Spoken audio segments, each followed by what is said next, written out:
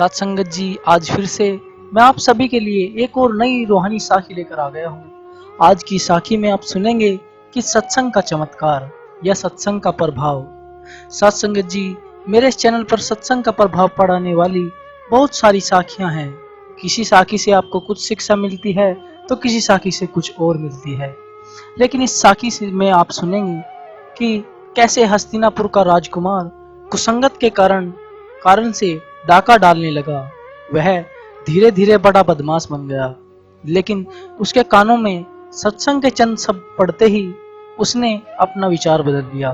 तो पूरी घटना सुने, क्योंकि इस साखी से आपको बहुत अच्छी शिक्षा मिलने वाली है।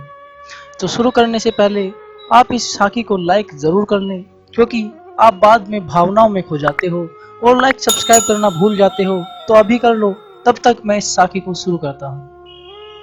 हस्तिनापुर का राजकुमार कुसंगत के कारण गिरोह बनाकर डाका डालने लगा। कुछ ही दिनों में वह बड़ा बदमाश बन गया। एक दिन वह गिरोह बनाकर बाहर शहर चला गया। वहां एक बहुत बड़े घराने में शादी का प्रोग्राम था। वहां जिसकी शादी थी वह मुनियों का सत्संग सुना करता था। वह बहुत विद्वान था। मुनियों के सत्संग के कारण उसे भक्ति का शौक पैदा हो गया था।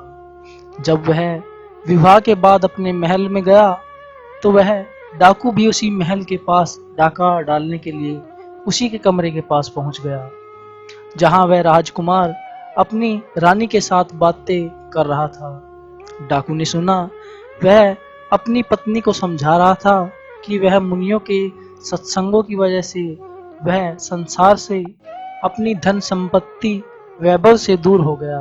वह कहने लगा कि यह शादी तो मैंने अपने माता पिता के कहने से की। मैं तो कल ही मुनियों के वेश में वन चला जाऊंगा। तो ये उनकी बातें वह डाकू भी सुन रहा था। डाकू पर उसके बातचीत का बहुत प्रभाव पड़ा और उसने अपना विचार बदल लिया।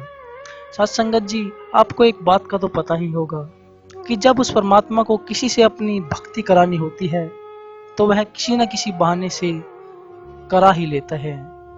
इसी वजह से कहते हैं कि रूहानियत का मसला ही अलग है। इसमें कोई जोर जबरदस्ती नहीं की जा सकती।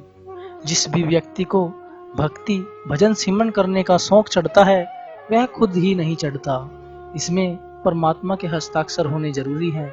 मतलब कि जो भी व्यक्ति भजन करता है तो उसके सर पर परमात्मा का हाथ होता है, वरना तो यह काल का देश है। इसमें व्यक्ति अपने विकारों से ही बाहर नहीं निकल पाता, जैसे काम, क्रोध, लोभ, मोह और अहंकार।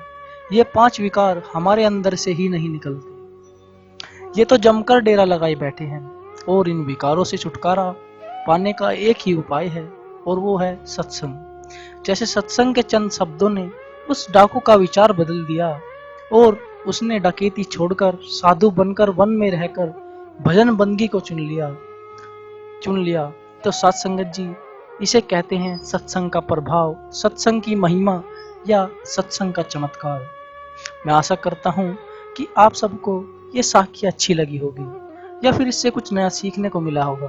अगर साखी अच्छी लगी हो तो एक लाइक जरूर करना, और अगर आप ऐसी ही और भी नई नई साखी सुनना पसंद करते हो तो इस वीडियो के नीचे जो लाल कलर का सब्सक्राइब का बटन है उसे जरूर दबा देना। फिर आपको मेरी नई नई प्यारी प्यारी साखी आसानी से सुनने को मिलती रहेगी। तो आखिर में आप सभी का बहुत बहुत धन्यवाद कि आपने अपना कीमती समय में से समय निकालकर मेरी साखी सुनी। तो आखिर में आपका ज़्यादा समय ना लेते हुए मैं आज की साखी में आपसे इजाज़त लेता हूँ। साथ संगत जी, मिलते हैं किसी और नई साखी में, तब तक के लिए टेक केयर।